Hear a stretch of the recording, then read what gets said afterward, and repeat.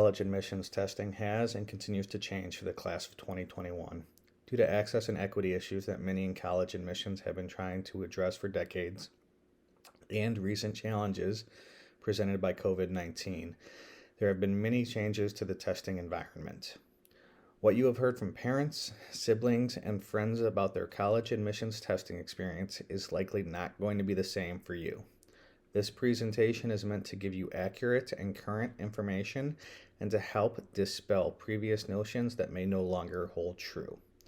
If you get one thing out of this presentation, let it be that you do not need an SAT or ACT for college admissions. If you have been stressing about getting signed up, or if your tests keep getting canceled, relax. You will be fine without one. Trust your counselors. Let's start by talking about the tests. The SAT and ACT have both traditionally been the tests used by colleges to help make admissions decisions. They are just one part of an application. For the past couple years, the SAT has also been the state of Illinois' high school accountability test. As such, every high school junior has taken a school day SAT that has been used by the state to assess high schools. This school day SAT is a graduation requirement. Due to COVID, the class of 2021 did not take this school day SAT as juniors. As of now, you are scheduled to take this school day SAT on September 23rd. It is a graduation requirement. To satisfy the graduation requirement, the SAT needs to be taken as part of a school day administration. This test can be used for college admissions as well. In addition to the school day SAT, many students in the past have elected to sign up for additional SATs or an ACT. These are optional and are signed up for at the discretion of students. SATs and ACTs that do not occur on a school day are referred to as national test dates. These can be taken anywhere, not just Glenbard West. This year presents some special considerations when deciding whether to sign up for national test dates. The SAT and ACT give you the option of signing up for the essay test as well. The school day SAT will have the essay. There's just a handful of colleges that require the essay portion of either the SAT or the ACT. So if you do need an essay score, you will have it to send if it is required. There are also something called SAT subject tests, which in the past were called SAT 2s. These are shorter tests that test one specific subject. They can be taken on any SAT national test date. These are no longer required at any college in the U.S. In a non-COVID year, they may still be recommended, and there may be one or two colleges that continue to recommend them this year. But for the most part, for the class of 2021, it is our advice not to worry about them. There are also a handful of schools that are asking students to send any test scores they have to help with admissions. They are asking for PSAT scores and AP scores.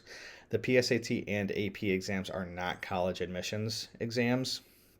If a college is asking for them and you have them and you feel they are a strength, then you can go ahead and send them. If you do not have them, or if they are not a strength, then do not send them. No college should expect to see these. See your counselor with any questions on that. More and more colleges are becoming what's known as test optional. Even prior to COVID, it was a growing trend. Now, the majority of colleges are test optional for the class of 2021. Test optional means exactly that. It is an option to send test scores. This puts the decision on whether to send test scores on you. As a general rule, if your test score is at the higher end of the average range or better for the college, send the scores. If your scores are below average or on the lower end of the average range for that particular college, and it's not a strength of your application, don't send your scores. It is not frowned upon not to send them, so it does not count against you. Colleges that are committed to being test optional will not hold a lack of scores against you. Test blind is another testing policy that some colleges have. It's probably the most fair method given this current environment of a lot of tests being canceled and the difficulty of registering for exams. Test blind simply means that even if you have scores, even if you send them, the college will not look at them and will not consider them. Kind of put everybody on a level playing field. There are still a handful of holdouts that will require a test score this year. In all likelihood, you will not be applying to any of these schools, but you might be. So it's always best to check the college's websites. A few of these schools that still require testing may be out-of-state public colleges, where the state government is still requiring all the schools to require test scores. I believe the universities in Florida are like that right now, and some other ones as well. There's also some private schools that may hold on to testing required policies. Then there are some schools that are kind of vague in their testing policies. They may say they are test flexible. They may explain that they understand that you may not have a test score, but that if you have the ability to test, that you should. They may even say they are test optional, but that they prefer you to submit a test score. There are some other things to consider when thinking about whether or not you need to send test scores or whether or not you need to sign up for additional SATs or ACTs. Some colleges may have committed to test optional admissions policies, but their financial aid offices may not have gone test optional for scholarships. So if potential scholarships are important to you, you should definitely check with each college's admissions reps to see if they still need a test score for scholarships.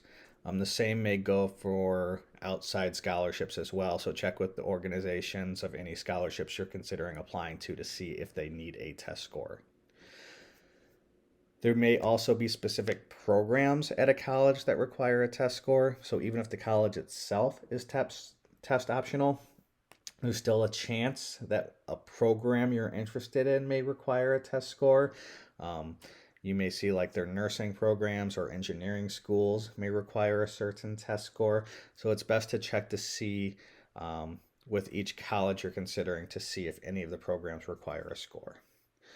As far as athletics are concerned, you may have heard that NCAA was still requiring a test score. However, as of August 17th, the NCAA announced that the class of 2021 that plan on entering college in the fall of 2021 do not need an SAT or an ACT score. So if you are considering NCAA athletics, your eligibility is going to be determined by your core classes and your GPA without a test score. Okay.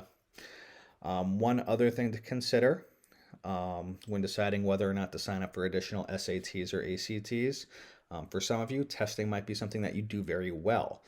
Or maybe you have been putting a lot of work into preparing for the SAT or ACT, and you feel that it may be a strength of your application. Or if you haven't taken a particularly rigorous course load in high school, or if your GPA is lower than where you think your abilities are, a high SAT or ACT score may be a strength of your application. So if any of these things are the case, you may want to consider taking additional SATs or ACTs. Just make sure that you weigh the risks and put your particular situation in perspective when deciding whether or not to sign up for additional SATs or ACTs. You will automatically be registered for the school day SAT on September 23rd. There is nothing you need to do. If this is the only SAT or ACT you plan on taking, all you need to do is show up on September 23rd and take the test.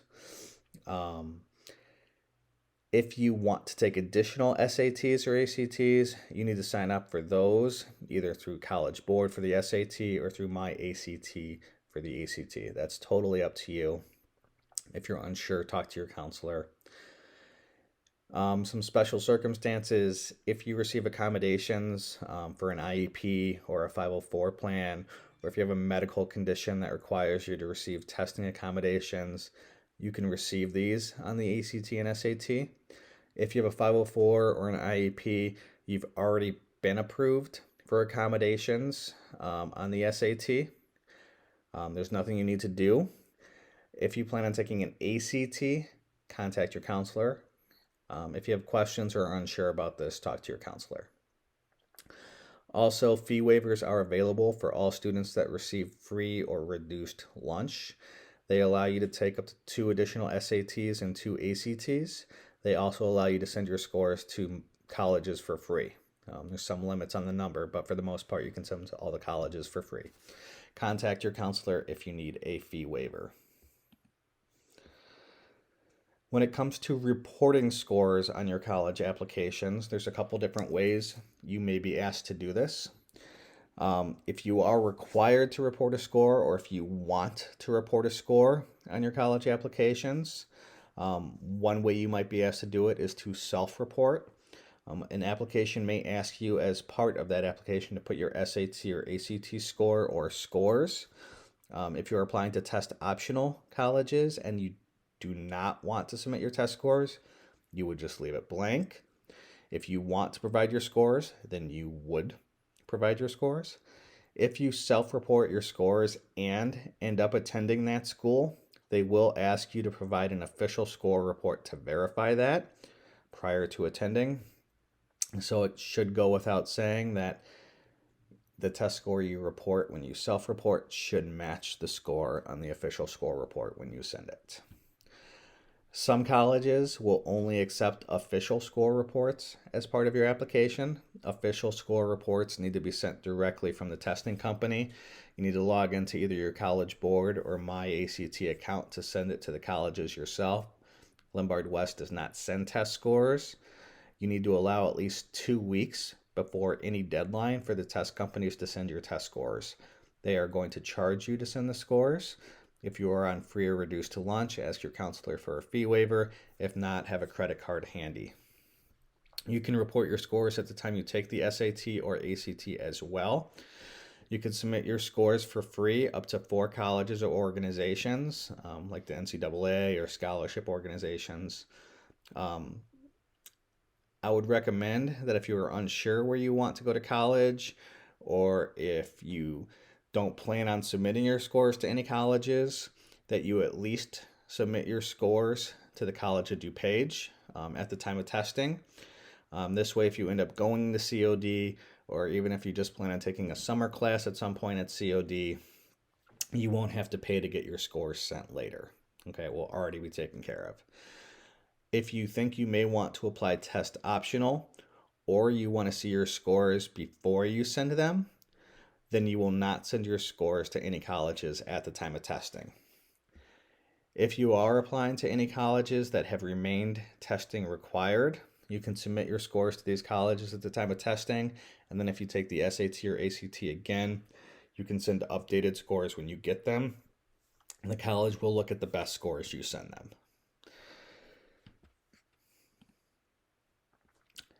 If you have any problems sending test scores, accessing your account, registering for a test, you will need to contact the test companies. Your counselors don't have any sort of access to your College Board accounts or your My ACT accounts, so there's not much we can do to help you with that. So you're going to have to call the testing companies. You can click on this link for some testing FAQs for the class of 2021. And as always, talk to your counselor if you have any questions.